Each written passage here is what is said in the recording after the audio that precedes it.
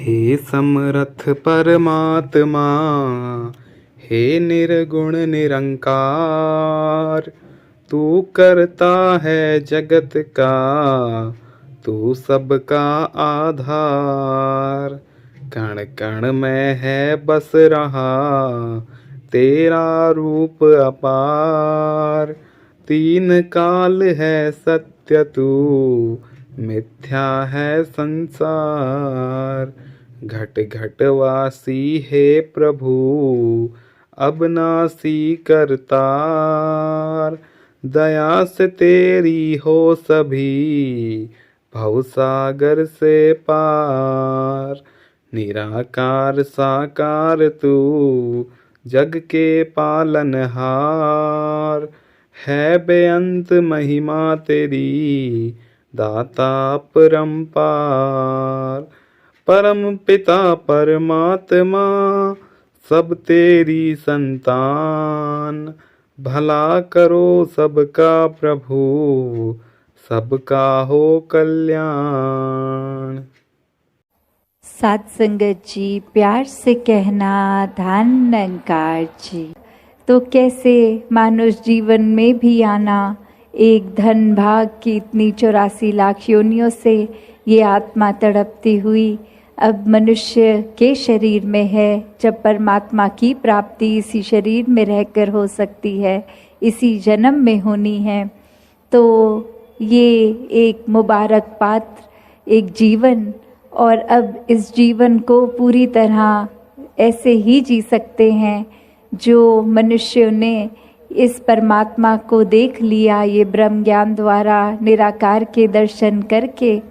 फिर जीवन में हर पल ज्ञान को जीना, इस निरंकार के एहसास में सेवा सुमिरन सत्संग करते हुए जीना।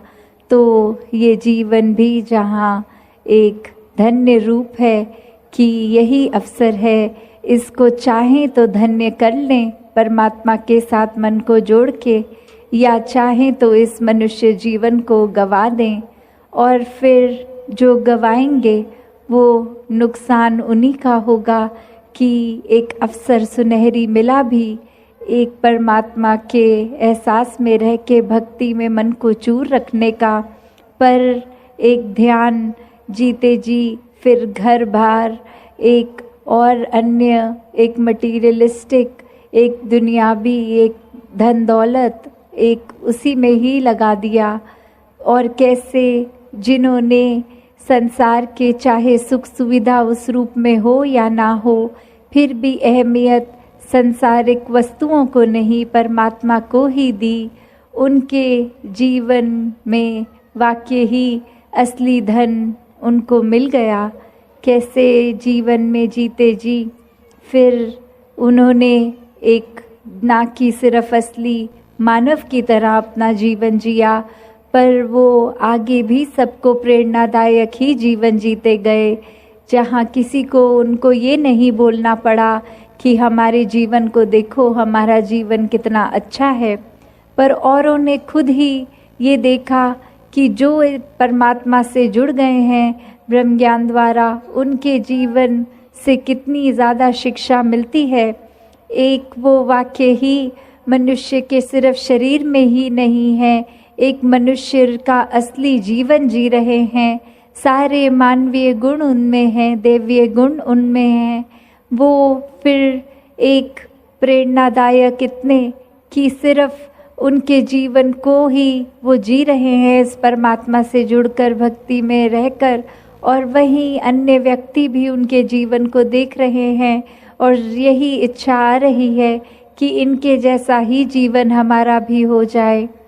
तो ऐसा जीवन जीना कोई किताबी बातें नहीं है, या फिर कोई वो बात नहीं है कि पहले त्रेता में, सतयुग में, द्वापर में ही ऐसे जीवन जिए गए। अभी अगर आज के दौर में भी देखें तो ऐसा जीवन भक्त आज भी जीते हैं, जो चाहे रहते तो इस संसार में ही हैं और संसार को त्याग के भक्ति नहीं करते।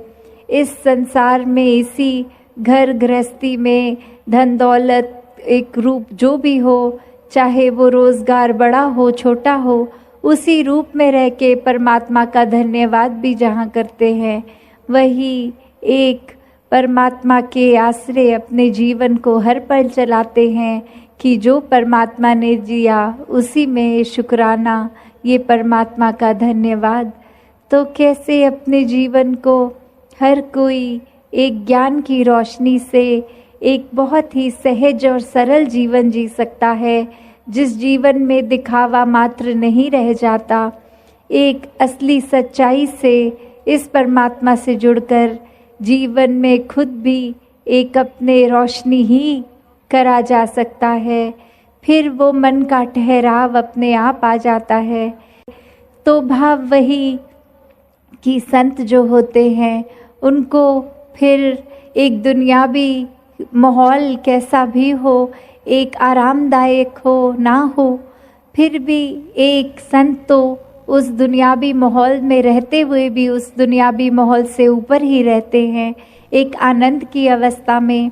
हर स्थिति में खुद को एडजस्ट करते हुए कि एक जहाँ स्थिति जो है उसको अगर वो सही भी करनी है तो उसमें प्रयत्न करना है, एक अपने दुनियावी रूप में अचीवमेंट सपने बनाकर उस तरफ चलना है। पर अगर परमात्मा को मंजूर नहीं और वो एक कार्य उस तरह से ना हो जैसा सोच रखा है, तो भी एक परमात्मा को कोसते नहीं है भक्त, एक परमात्मा को शुक्राने भाव से यही मन के भाव रखते हैं कि इसी में ही भलाई होगी, इसलिए ये कार्य हम जैसे चाहते थे वैसे नहीं हो पाया। तो कैसे अपने जीवन को भक्तों ने हर समय इस परमात्मा के ही आसपास केंद्रित रखा कि एक दुनिया में हर दिन कैसा भी समय आ सकता है, पर ये परमात्मा ही है जिसके आश्रय एक अच्छा और बुरा समय दोनों ही आराम से कट जाते हैं, जहाँ फिर ये मन में सोच नहीं आती कि एक जीते जी बेचैन है और जीने के बाद जब ये मौत हो जाएगी तो इस आत्मा का क्या होगा।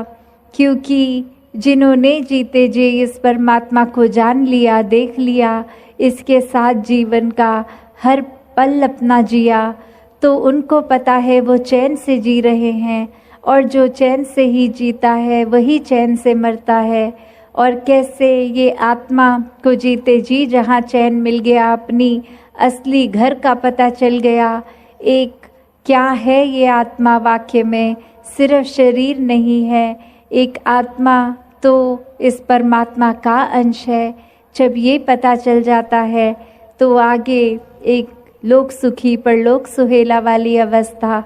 और फिर अगर हम ये भी देखें कि हम उस सोच से भी देखें कि एक इंसान ने चाहे बेशक 84 लाख योनियाँ पहले भुगती पर वो याद कुछ भी नहीं, तो अगर ये भी मान के चलें कि सिर्फ और सिर्फ ये ही एक एकलौता जन्म है, तो इसी में फिर ज्ञान लेना है, ये ब्रह्म ज्ञान के साथ जुड़कर इस परमात्मा के साथ एकमिक होना है। वरना तो बात वही कि अगर इस जीवन में आकर चाहे मान्यता वो नहीं कि पहले जन्म हुआ कि नहीं हुआ, पर इस जीवन को भी किस तरह सुखदाई जीना है। ये दुख कष्ट तो आते ही रहेंगे जीवन में, कैसे उनका प्रभाव, उनका असर अपने ऊपर नहीं लेना। ये सब में भी ब्रह्म ज्ञान जहाँ वो सहयोग देता है कि कैसे अपने आप को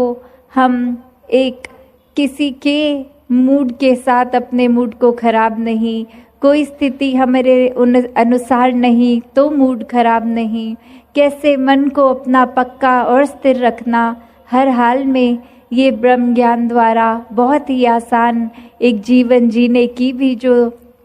तरीका बन जाता है कि कैसे अपने आप को पूर्णता से एक मनुष्य की तरह मनुष्य वाला जीवन जिए, कैसे मानवीय गुणों से फिर युक्त हो जाते हैं, क्योंकि परमात्मा अब हर समय नज़र आता है और यही परमात्मा जो हर समय दिख रहा है, फिर इसके एहसास में रह के ये मन प्यार में इतना डूब जाता है कि कुछ गलत काम के ओर अपने मन को हम प्रोत्साहन नहीं दे सकते, क्योंकि ये सिर्फ प्रभु की ओर ही प्रोत्साहित है मन। तो कैसे अपने जीवन में हर कोई इस परमात्मा के साथ जीकर भक्ति भरा जीवन जी सकता है। सत्संगत जी, धन निरंकार जी।